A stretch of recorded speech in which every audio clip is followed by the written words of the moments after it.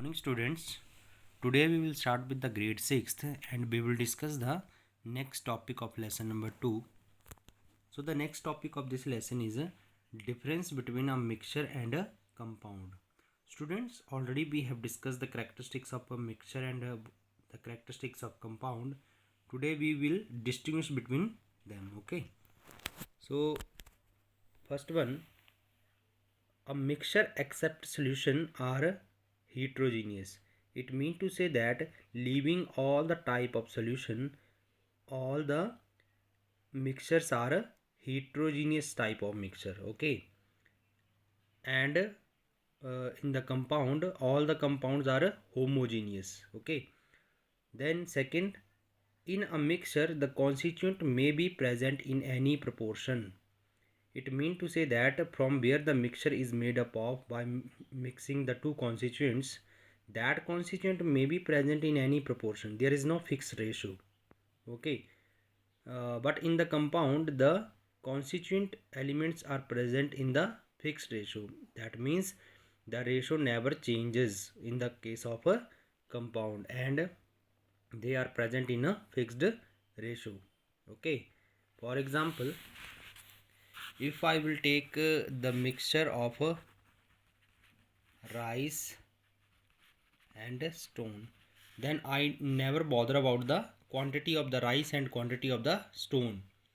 Okay, that means I can mix any amount of the rice and any amount of the stone. That means the quantity is not fixed here. And similarly, if you will make the another mixture of rice and stone, that in that mixture the amount of rice and stone varies, okay? But in the case of compound, for example, water H2O, okay, the water you will take from the tap, you will take from the uh, sea, river, pond, lake, the ratio is always fixed, that is 2 is to 1.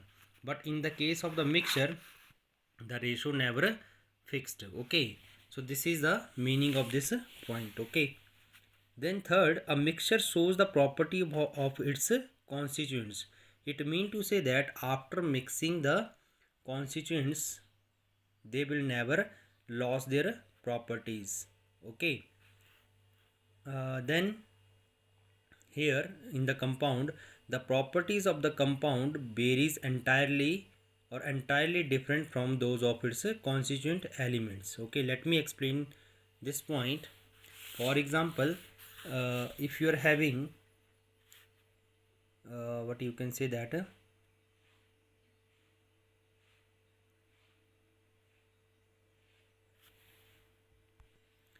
lemonade, lemonade इसको हम बोलते हैं नींबू पानी, okay? You know that when we are preparing this lemonade, we are mixing the lemon plus water plus salt plus sugar, okay? Now here you can see that we are mixing the four constituents. After mixing these four constituents, the lemon give its own taste, salt give its own taste, and sugar give its own taste. That means after mixing the four constituents, they never lost their properties, okay? So that means the mixture, the constituents of mixture do not lose their property. But in the case of compound, if the water is made from the by combining the two gases, then you know that hydrogen the properties of water is totally different than that of its constituent. For example, hydrogen is a gas, oxygen is a gas, but the product is a liquid in a state, okay? And another property is that hydrogen is combustible in nature, oxygen is a supporter of combustion, okay? And the water which is formed, which is neither combustible nor a supporter of combustion, so this property is also different than that of its constituents, okay? So this is the meaning of this. Then next is the constituent of a mixture can be separated by a simple physical method. That means we can use any physical method to separate the constituent of a mixture. For example, here I have taken the example of rice and stone. You already know that when your mother is cooking the rice, or when your mother is cooking the pulses, always she take care of the uh, stones or other harmful substances which are present in that. What your mother is doing? Your mother is picking that stone or harmful substances by her hand and throw it outside. That means by using the hand, your mother is using the physical method. Understand? Okay. So that means the mixture's constituent can be separated by using the physical method. But in the case of the compound, the constituent of a compound cannot be separated by physical method, although we can separate the constituent of a compound by using the chemical method. Understand? Next, during the preparation of mixture, energy such as heat, light, electricity is neither absorbed or evolved.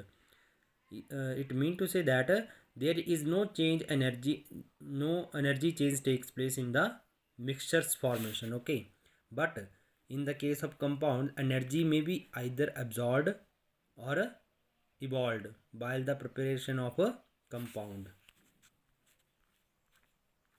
Next, here the difference between the molecules, between the elements, compounds and mixture is shown below. Now this is the diagram A, this is the diagram B, mixture containing A and B and component A, B. Okay. So here the picture is not clear. You can observe this picture from your book. Okay. Then next we are having the activity here. What is the aim of the activity? Preparation of the ferrous sulfide. Okay, a compound from a iron sulfur. Okay, iron and sulfur. Now that means iron Fe and sulfur S. So when we mixing them, then it is the compound formed that is known as the ferrous sulfide. Now this is the compound. Okay, how you will prepare it? Material required: iron fillings 10 gram and sulfur 5 gram. Okay, iron filling means that are the small pieces of the iron. Okay, and sulfur is in the powder form. Procedure: preparation of the mixture of iron and sulfur. Take a small amount of fine iron fillings and sulfur in a pestle and mortar. Okay, grind this mixture thoroughly. Students, pestle and mortar is the apparatus which is present in the laboratory. Okay, and we are using this apparatus to grind something. Okay, then after filling the iron filling, after putting the iron fillings and sulfur in the pestle and mortar, we have to grind them. Then third, powder so obtained is a mixture of iron and sulfur. Keep it aside in a petri dish. This is a mixture of iron and sulfur. It means to say that when you will obtain the powder of iron and sulfur after grinding them, take the small amount of this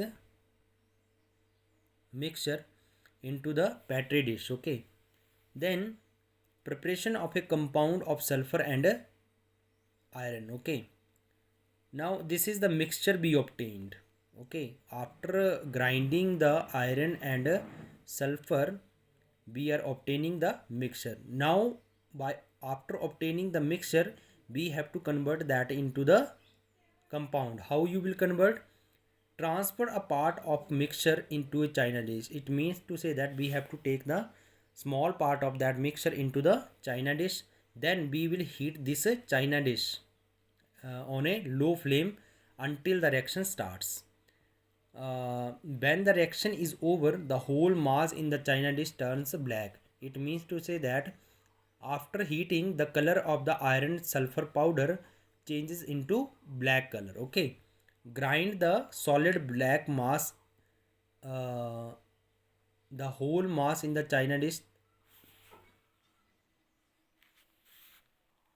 Grind the solid black mass in the clean pestle and mortar to fine powder. Okay, it means to say that we have to collect the black fine powder after heating the mixture, then keep it aside in a petri dish. Okay, now we are having the two petri dish. In one petri dish we are having the mixture of iron and sulfur, and in the second petri dish we are having the black colored compound of iron and sulfur. Okay, so I will end this video here only. Next part of the video we will distinguish the mixture and compound by taking an example of iron and sulfur. Okay, thank you.